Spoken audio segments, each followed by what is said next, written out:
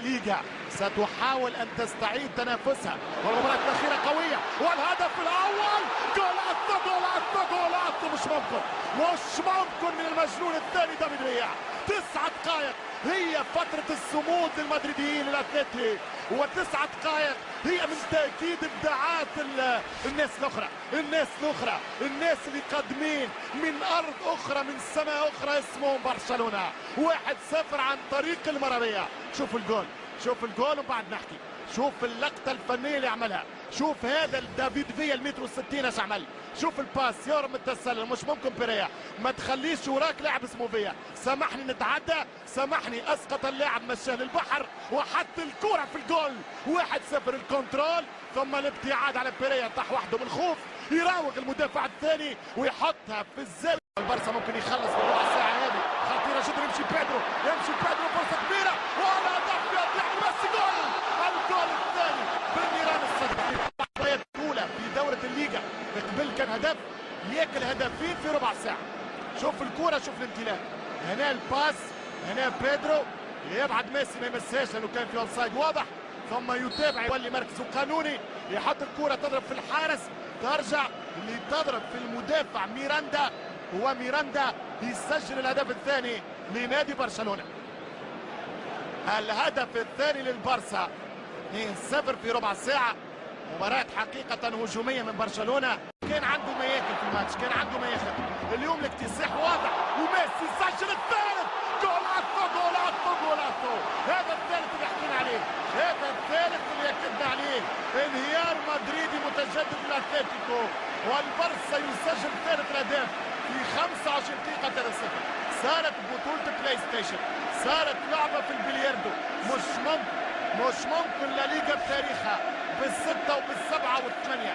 وين الفرجة، وين المتعة، وين الإثارة؟ شكلي سينضم للمعارضة مع فقراء الليغا ضد المتسلطين، ضد المتجبرين.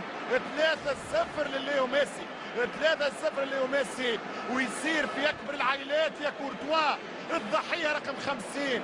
الضحية رقم 50، يعني الحارس رقم 50 في الليغا اللي سجل فيه ميسي. يكذب على الدفاع بلغة الكورة في تونس، يقول لك يعني شوف الدفاع ايش عمل له، هذا يقول لك يكذب على الدفاع، تعدى بسهولة، حط الكورة، حطت مع ميسي الرابع.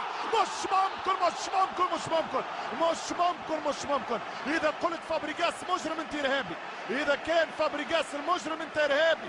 مش ممكن 4-0 يا متطرف في ملاعب كرة القدم. مش ممكن على ليو ميسي. 4-0 بهدفه الثاني. 4-0 يا البارسا، 4-0 يا دييغو، 4-0 يا فالكاو، 4-0 يا خيسوس يا خيل، وأنت في المقبرة هناك في مدريد. نعم بالأربعة، هنا مر، هنا انطلق، هنا يراوغ الدفاع، هنا يعدي الاكسلريشن، يمشي ميسي يطلب 1-2 ممتازة، فرصة الهاتريك. إلا ميسي يسجل من هذا المكان، ما عادش نحكي لأن حكيت، ما عادش نحكي لأني مليت، ما عادش نحكي لأن انتهيت، ما عادش نحكي لأنه صفحاتك طويل، ما عادش نحكي خاطر كل شيء قلته ما خليت. مش ممكن يا ولد.